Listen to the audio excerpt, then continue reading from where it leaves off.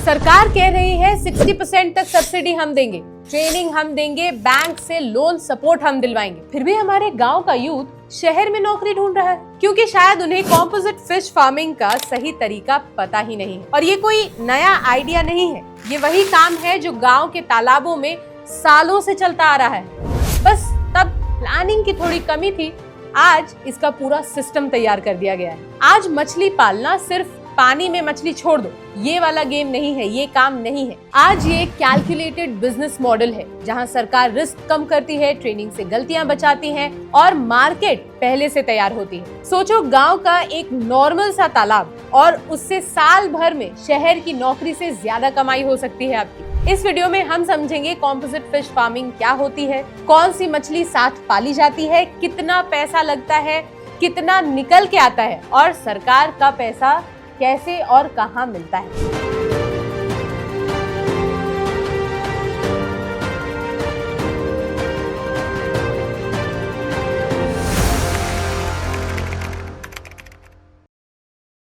तो सबसे पहले समझते हैं कि फिश फार्मिंग क्या है। फिश फार्मिंग यानी मछली पालन का मतलब होता है तालाब, टैंक या पानी के किसी सोर्स में प्लानिंग के साथ मछली पालना और बेच के पैसे कमाना। ये काम किसान कर सकता है, महिला सेल्फ हेल्प ग्रुप कर सकता है, यूथ जॉब छोड़ के भी इसे आप स्टार्ट कर सकते हैं। इनफैक्ट सबसे बड़ी बात, ये शहर पे डिपेंडेंट बिजनेस नहीं है, इसकी डिमांड हर जगह है। अब देखिए, सबसे पहला जो सबसे इम्पोर्टेंट सवाल हर किसी के मन में आता है वो है कि कौन सी मछली पालनी चाहिए। अब ये यहाँ क्या होता है ना कि बहुत लोग गलत चॉइस कर लेते हैं और इसकी वजह से क्या होता है कि पूरी की पूरी जो आपकी मेहनत होती है वो मिट्टी में मिल जाती है, पानी में चली जाती है। तो इसलिए गांव के लिए, बिगिनर्स के लिए और जहां रिस्क कम रखना हो, सबसे सेफ और टेस्टेड ऑप्शन है composite fish farming. Composite fish farming का मतलब क्या है?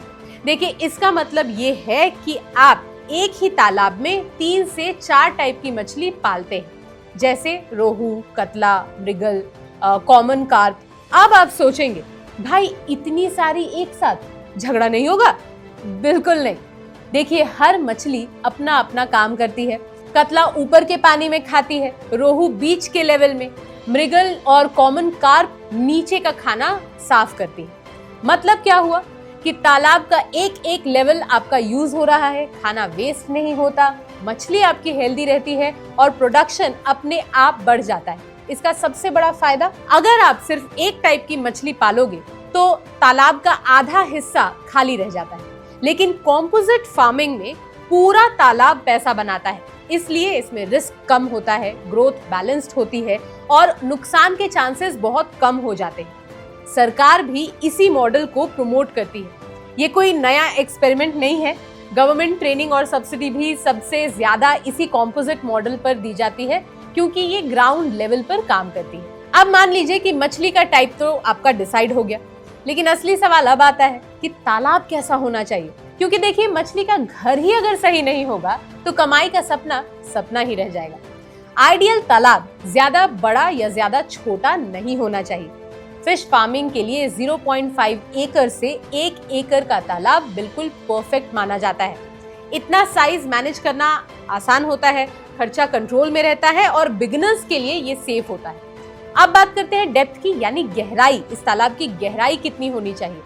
5 से 6 फीट। इससे गर्मी में पानी ज्यादा गर्म नहीं होता, सर्दियों में मछली सेफ रहती है और पूरे साल ग्रोथ जो है वो बैलेंस्ड होता है आपका।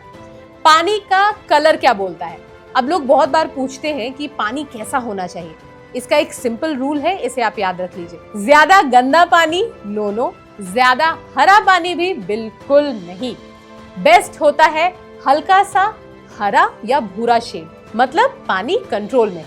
तालाब की बेसिक तैयारी, इसमें कोई शॉर्टकट नहीं चलेगा, तो इस पे हम आते हैं। ठीक है, जो ज्यादा लोग स्किप कर देते हैं, बाद में उनको नुकसान उठाना पड़ता है अगर आप ये नहीं समझते कि तालाब को तैयार कैसे करते हैं। सबसे पहला स्टेप है पुराने पानी को पूरा निकाल देना और तालाब को सुखा देना। इससे क्या होता है, बीमारी के जो कीड़े होते हैं वो मर जाते हैं, अनवांटेड मछली या इंसेक्ट्स कीड़े जो होते हैं वो भी खत्म हो जाते हैं। स्टेप नंबर 2, सूखे तालाब में चूना डालो। ठीक है। अब देखिए, चूना डालते वक्त एक बात जो आपको ध्यान रखनी है वो है गॉगल्स और ग्लव्स को आपको यूज करना है, वरना आपको नुकसान हो सकता है। अब इससे होता क्या है, तो बैक्टीरिया कंट्रोल हो जाता है, पानी को ये बैलेंस्ड बनाता है, मछली के लिए ये एक सेफ एनवायरनमेंट बना देता है। स्टेप नंबर 3, अब फ्रेश पानी को आप भरिए और उसे 7 से 10 दिन के लिए छोड़ दीजिए। इस बीच पानी सेटल होता है, नेचुरल फूड इसमें डेवलप होता है। स्टेप नंबर 4, उसके बाद ही मछली को बीज डालना होता है। बहुत लोग क्या होता है ना, जल्दबाजी में ये सारी गलती कर देते हैं, कोई ना कोई स्टेप मिस कर देते हैं, तो ये बहुत जरूरी है कि आप ये सारे स्टेप्स को अच्छे से फॉलो करें। अब इसमें सबसे अच्छी बात क्या है, ये जो पूरा प्रोसेस है इसकी आपको ट्रेनिंग प्रैक्टिकली मिल जाती है। मतलब चूना कितना डालना है, पानी कब भरना है और बीज कब डालना है, ये सब आपको सिखाया जाता है, आपको ट्रेनिंग के दौरान बताया जाता है। अब ध्यान से सुनिए, क्योंकि मछली पालन में सबसे ज्यादा लॉस अब यही होता है और लोगों को पता भी नहीं चलता। पहला है मछली का बीज। गलती यहीं से शुरू होती है।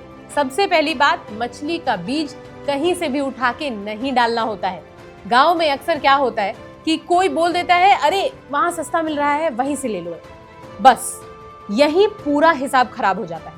आपको सर्टिफाइड हैचरी से ही बीज लेना है। क्यों? क्योंकि हेल्दी बीज होगा तभी मछली जो है वो आपकी बढ़ेगी, वरना शुरू से ही वो वीक रहेगी, वो हेल्दी नहीं रहेगी। और एक बात आपको याद रखनी है कि बीज जो है वो छोटा होता है पर नुकसान वो बहुत बड़ा करवा सकता है। अब आते हैं खाने पे। मछली को रोज खाना चाहिए, पर इसका मतलब ये नहीं कि जो मिल गया वही डाल दिया। गांव के लिए सबसे प्रैक्टिकल फॉर्मूला क्या है? चावल की भूसी प्लस मस्टर्ड ऑयल का केक। सस्ता भी है, इफेक्टिव भी है। अगर थोड़ा बजट आपका ज्यादा है तो आजकल रेडीमेड फ्लोटिंग फीड भी मिलता है। इसका फायदा ये होता है कि आप ऊपर से ही देख लेते हो मछली खा रही है या नहीं। और हाँ, खाना देने का भी एक रूल है, सुबह और शाम रोज एक जैसे टाइम पे। ज्यादा डाल दिया तो पानी गंदा, कम डाल दिया तो ग्रोथ रुक जाती है। अब बात करते हैं रोज के देख रेख की। देखिए, मछली बोलेगी नहीं पर सिग्नल देगी। अब ये पार्ट ध्यान से सुनिएगा। मछली आपसे बात नहीं करती है पर उसका बिहेवियर सब कुछ बता देता है। रोज जब आप खाना डालो तो ये ऑब्जर्व करो कि मछली ऊपर आ रही है या नहीं, खाना इंटरेस्ट से खा रही है या इग्नोर कर रही है, पानी का रंग नॉर्मल है या ज्यादा हरा या काला हो रहा है। अगर मछली ऊपर नहीं आ रही है या खाना छोड़ रही है तो समझ जाओ कुछ न कुछ गड़बड़ है। इस स्टेज पे अगर आपने इग्नोर कर दिया तो बाद में सिर्फ अफसोस बचता है। मछली पालन में मेहनत ज्यादा नहीं होती, लेकिन निगरानी बहुत जरूरी होती है। रोज 15 से 20 मिनट का ध्यान आपको आगे चल के हजारों का फायदा दिला सकता है। अब भाई आता है बहुत बड़ा सवाल, ठीक है? मान लीजिए आपके पास 1 एकड़ का तालाब है, तो खर्चा कितना आता है? मछली का बीज, उसका खाना और थोड़ा बहुत मेंटेनेंस, है ना? तो पूरा साल मिला के 60 से 70 हजार रुपए के आसपास आपका खर्चा आता है। इसमें कोई लग्जरी नहीं, बिल्कुल नॉर्मल गांव लेवल का सेटअप होता है। अब बात करते हैं पैदावार कितनी होती है। अगर तालाब सही तैयार है और ध्यान से काम किया गया है तो 3 से 4 टन मछली यानी 3000 से 4000 किलो प्रोडक्शन आराम से निकल आता है। अब दिमाग में क्वेश्चन है कि भाव क्या मिलता है? मछली का रेट एरिया पे डिपेंड करता है, लेकिन एवरेज आप मान लीजिए कि 120 से 180 पर किलो। अब अगर इसमें फाइनल प्रॉफिट की हम आपकी बात करें तो सारी कैलकुलेशन के बाद 1.5 लाख से 3 लाख तक का प्रॉफिट एक साल में आपके लिए पॉसिबल है। लेकिन अगेन ये कंप्लीटली डिपेंड करता है कि आपने पालन किस तरह से किया है या फिर आप किस एरिया में है। बहुत सारे फैक्टर्स हैं जो इस रकम से जुड़े हुए हैं। तो बॉटम लाइन ये है कि अगर आप सही तरीके से मछली पालन करते हैं तो ये रेगुलर इनकम का सोर्स आपके लिए बन सकता है। अब भाई एक सबसे इम्पोर्टेंट सवाल है कि इतना पैसा कहाँ से आएगा? तो ध्यान से सुनिए। फिश फार्मिंग में सरकार खुद पार्टनर बन के आती है। प्रधानमंत्री मत्स्य संपदा योजना PMMSY स्कीम, इस स्कीम के अंडर 40 से 60% तक सब्सिडी मिल सकती है। ये सब्सिडी मिलती है नया तालाब बनवाने पर, मछली के बीज पर, फीड पर, टैंक, नेट जैसे इक्विपमेंट पर। और हाँ, SC/ST वुमेन बेनिफिशियरीज, इनके लिए भी सब्सिडी और ज्यादा होती है। मतलब सीधी सी बात ये है कि खर्चा पूरा आपका नहीं होता, बैंक लोन सपोर्ट मिलता है आपको। अगर फिर भी पैसा कम पड़ रहा है तो लोन का ऑप्शन अवेलेबल किया जाता है किसान क्रेडिट कार्ड से। मुद्रा लोन, अगर आपके पास फिशरी डिपार्टमेंट की रिकमेंडेशन हो, ट्रेनिंग सर्टिफिकेट हो तो लोन अप्रूवल का प्रोसेस काफी इजी हो जाता है। याद रखिए, ये पैसा सिर्फ लोन नहीं, लोन प्लस सब्सिडी का कॉम्बिनेशन होता है। अब सवाल आता है कि ट्रेनिंग कहाँ से मिलेगी? ट्रेनिंग के बिना फिश फार्मिंग करना मतलब अंधेरे में तीर चलाने जैसा है, इसलिए ट्रेनिंग बहुत जरूरी होती है। तो ये मिलती कहाँ है? डिस्ट्रिक्ट फिशरीज ऑफिस कृषि विज्ञान केंद्र KVK में स्टेट फिशरीज ट्रेनिंग सेंटर्स। ये सेंटर्स गवर्नमेंट अप्रूव्ड होते हैं और गांव के लोगों के लिए ही बनाए गए। ट्रेनिंग में यहाँ क्या सिखाया जाता है? तो यहाँ सिर्फ थियोरी की बात नहीं होती है, यहाँ प्रैक्टिकली आपको चीजें सिखाई जाती है।